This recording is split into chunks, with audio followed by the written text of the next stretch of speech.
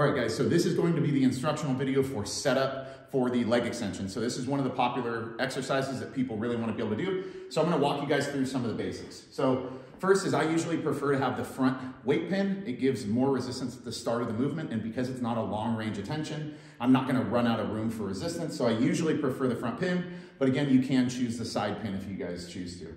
Now, when I'm setting this up, this has 11 holes exposed until I hit the bottom of the carriage here. Now that is on my hole spacing on 1 inch for a 1 inch pin, so yours might vary, but I say that it's usually just a little bit, maybe a hand length under your hip. So somewhere around here is gonna give you enough room for you to load a weight plate on here with still room to be able to grab it and get it off comfortably, but you're not gonna have to hop up onto the pad. So somewhere right around here.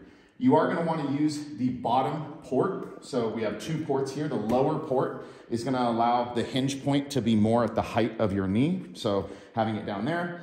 You can have it to where the pad is flat or slightly angled back. So some people feel more comfortable having it slightly angled back. So again, that just depends on what makes you feel comfortable doing the movement. When I'm on here, I'm going to want to adjust the pad to where I feel comfortable. I usually like it to be right on my ankle. So kind of loosen this up, pull it up a little bit. All right, so now when I'm on here, it's important to scoot all the way back. So I want to really push myself back to where there's no gap here. So my knee is really close to being aligned here with the pivot point.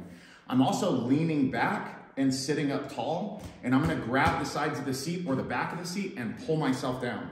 So as I grab here, I'm going to kind of sit up tall, pull down, brace myself, come all the way to the top, nice and controlled, and come back down. So the heavier this is, the more I'm gonna kind of articulate back and make sure that my weight is back so that I'm pushing through my quads here and pulling myself down. So here it's not super heavy, I can sit more upright, but you're gonna see this is gonna be a much more comfortable space. Some people try to hold the uprights or other places, but there's room on the sides of the back of the pad. This is gonna have you pulled down, no gap in the sides here, sitting up tall, driving yourself into the seat, and you guys are gonna feel the greatest contraction in your quads.